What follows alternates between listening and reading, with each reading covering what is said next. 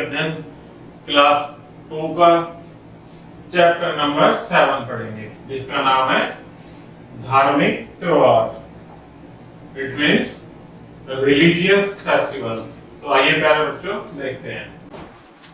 किसी विशेष घटना वाले दिन को याद करने के लिए हम उत्सव या पर्व मनाते हैं, जिसे त्योहार कहा जाता है। अर्थात जिस दिन कोई विशेष घटना घटी होती है, उसको याद करने के लिए हम एक पर्व के रूप में मनाते हैं, जिसे उत्सव या पर्व के रूप में मनाते हैं। इसको त्योहार कहा जाता है। त्योहार हमारे जीवन में प्रसन्नता और हर्षोल्लास लाते हैं। अर्थात त्योहार हमें खुशियां देते हैं। त्योहार मनाने के पीछे अनेक धार्मिक और सामाजिक कारण होते हैं। भारत में अनेक धर्मों के लोग रहते हैं। जैसे हमारे देश में हिंदू, मुस्लिम, सिख, ईसाई अनेक धर्मों के लोग रहते हैं। वे अपने अपने त्योहार अपने अपने तरीके से मनाते हैं। त्योहार विभिन्न धर्मों के बीच एकता की भावना पैदा करते हैं। अर्थात त्योहारों पर हम अपने सगे संबंधियों के पास जाते हैं, उनसे बात करते हैं, एक दूसरे के साथ खुशियां बांटते हैं। तो ये सब चीजें हमारे परिवार में, हमारे सगे संबंधियों के बीच में एकता की भावना को पैदा करते हैं। जैसे देखते हैं होली। होली उत्तर भारत में मनाया जाने वाला वसंत ऋतु का त्योहार है। अर्थात वसंत ऋतु में विशेषतः उत्तर भारत में मनाया जाने वाला त्योहार है। यह त्योहार हिंदुओं का प्रमुख त्योहार है। यह त्योहार हिंदुओं का प्रमुख त्योहार है। यह त्योहार मार्च के महीने में फाल्गुन की मास की पूर्णिमा को मनाया जाता है। अर्थात प्रत्येक वर्ष मार्च के महीने में यह होली का त्योहार मनाया जाता है।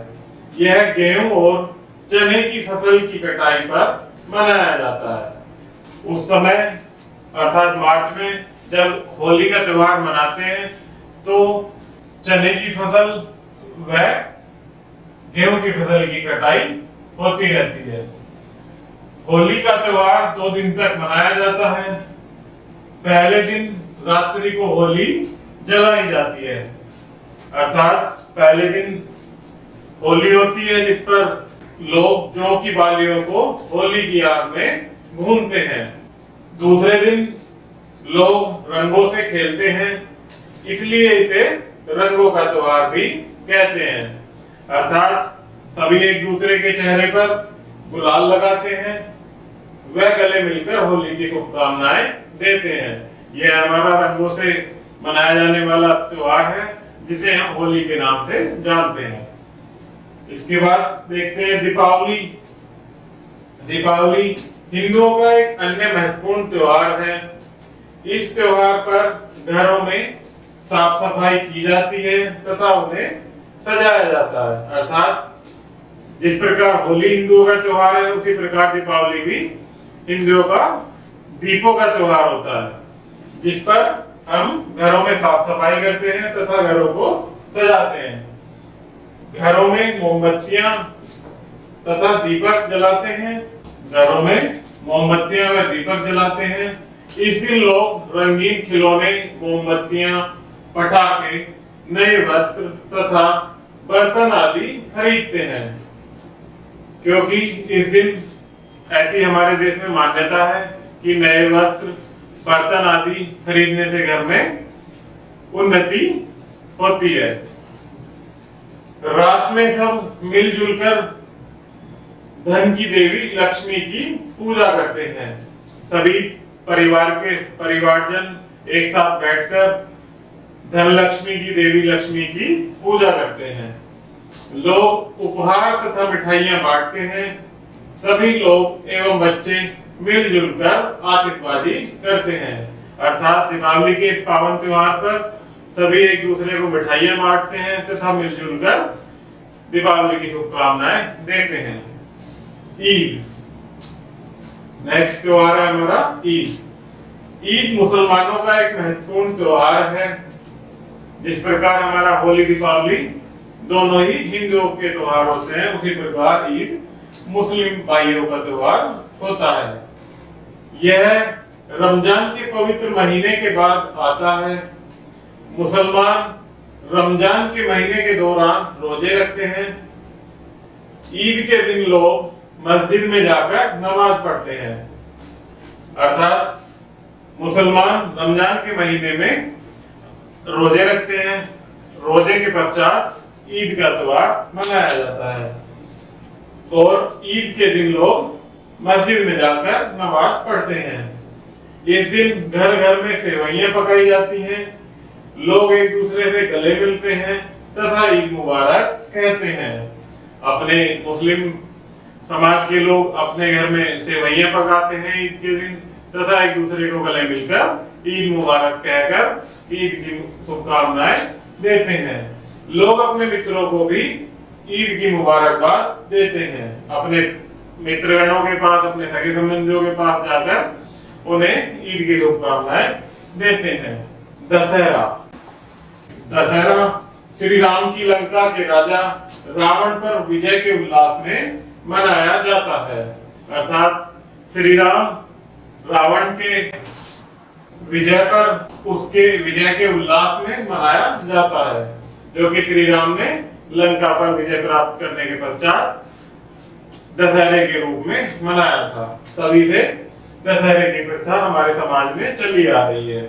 इसीलिए इसे विजयदशमी भी कहते हैं, क्योंकि यह रावण पर विजय के पश्चात बनाया था। तो प्यारे बच्चों, इसलिए इसे दशहरे को विजयदशमी के नाम से भी जानते हैं। यह बुराई पर अच्छाई की विजय का प्रतीक है। हर नगर में दशहरे के मेले का आयोजन किया जाता है। अर्थात यह त्योहार अर्थात दशहरा, जिसे हम विजयदशमी भी कहते हैं, यह बुराई पर अच्छाई की विजय का प्रतीक है। इस दिन नगर में दशहरे के मेले का आयोजन किया जाता है और रावण के बड़े बड़े पुतलों को बुराई का प्रतीक मानकर जला दिया जाता है, क्योंकि रावण को एक बुराई का प्रतीक माना गया है, इसलिए उसके पुतलों को बुराई का पुतला मानकर जला दिया जाता है। रामलीला का मंचन किया जाता है और आतिशबाजी भी की जाती है। रामायण का कैरेक्टर उसमें मंच पर किया जाता है और आतिशबाजी भी की जाती है। इसके बाद क्रिसमस। 25 दिसंबर प्रभु यीशु का जन्म दिवस है।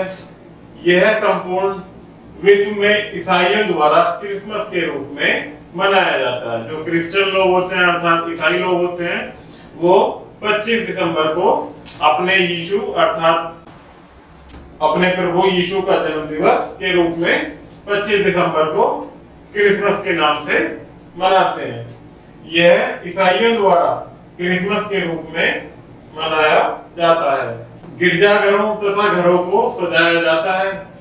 क्रिसमस वृक्ष को तारों, घंटियों तथा शीशे के कांचों द्वारा प्रत्येक घर में सजाया जाता है। अर्थात जिस प्रकार हम दीपावली पर हिंदू लोग अपने घरों को सजाते हैं, उसी प्रकार 25 दिसंबर को गिरजाघरों तथा घरों को सजाया जाता है। गिरजाघरों में विशेष प्रार्थना सभाएं की जाती हैं। रिश्तेदारों तथा मित्रों को उपहार बांटे जाते हैं। बच्चे सेंटा क्लॉज की प्रतीक्षा करते हैं। ऐसा माना जाता है कि इस दिन सेंटा क्लॉज बच्चों के लिए उपहार लाता है। आपने अपने दैनिक जीवन में भी देखा होगा प्यारे बच्चों कि 25 दिसंबर को बच्चों के लिए सेंटा क्लॉज उपहार लेकर आता है और उनको टॉफी, चॉकलेट इत्यादि उपहार के रूप में देता है। गुरु पर्व। नेक्स्ट होता है आपका गुरु पर्व। यह सिखों का प्रमुख त्योहार है। यह त्योहार महान संत गुरु नानक जी के जन्म दिवस के उपलक्ष्य में मनाया जाता है। तो प्यारे बच्चों, जिस प्रकार आपने अभी ऊपर देखा कि 25 दिसंबर हम ईसाई लोग क्रिसमस के रूप में प्रभु यीशु के जन्म दिवस के रूप में मनाते हैं, उसी प्रकार गुरु पर्व जो हमारे सिख समाज के लोग हैं वो अपने पूज्य गुरु नानक देव जी के जन्म दिवस के रूप में मनाते हैं। सिख लोग गुरुद्वारों में जाकर अरदास अर्थात प्रार्थना करते हैं, शोभा यात्रा निकालते हैं, प्रसाद बांटते हैं, खुशियां मनाते हैं। तो इसी प्रकार गुरु नानक देव जी के जन्म दिवस पर सिख लोग खुशियां मनाते हैं, अपने सगे संबंधियों के साथ गले मिलते हैं, उनको गुरु पर्व की बधाइयां देते हैं और फिर गुरुद्वारे में जाकर अरदास अर्थात प्रार्थना करते हैं। इस दिन सिख लोग गुरुद्वारों में जाकर गुरुवाणी सुनते हैं, अर्थात सिख लोग गुरुद्वारों में जाकर जो वहां प्रार्थना और गुरुवाणी चल रही होती है उसको सुनते हैं। इसके पश्चात आता है आपका बैसाखी। बैसाखी त्योहार। बैसाखी पंजाब राज्य का मुख्य फसली त्योहार है। यह अप्रैल के महीने में गेहूं और चने की फसल कटने पर मनाया जाता है। बैसाखी हमारे सिख समाज के लोगों का अर्थात पंजाब में विशेष रूप से गेहूं और चने की कटाई के पश्चात सिख समाज के लोग मनाते हैं। लोग रंग बिरंगे वस्त्र पहनते हैं, वे ढोल तथा तालियां बजाते हुए नाचते और गाते हैं। पुरुष भांगड़ा नृत्य करते हैं तथा महिलाएं गिद्दा नृत्य करती हैं। अर्थात बैसाखी मनाने का यह एक अपना उनका उचित ढंग है जिसमें वो नाचते हैं, गाते हैं तथा महिलाएं गिद्दा डांस करती हैं और पुरुष भांगड़ा करते हैं। बैसाखी पर लोग एक दूसरे से मिलकर बैसाखी की लख लख बधाइयां देते हैं। ठीक है प्यारे बच्चों, इसके बाद आपका आता है पोंगल। पोंगल त्योहार। पोंगल दक्षिण भारत के तमिलनाडु राज्य का मुख्य फसली त्योहार है। अर्थात जिस प्रकार अभी हमने देखा कि बैसाखी हमारे सिख समाज का फसली त्योहार होता है, उसी प्रकार पोंगल दक्षिण भारत के तमिलनाडु राज्य का मुख्य फसली त्योहार है।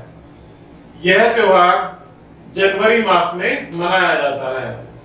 यह त्योहार चावल की फसल कटने की खुशी में मनाया जाता है। जिस प्रकार बैसाखी चने और गेहूं की फसल कटने के उपलक्ष्य में मनाया जाता है, इसी प्रकार पोंगल त्योहार चावल की फसल कटने की खुशी में मनाया जाता है।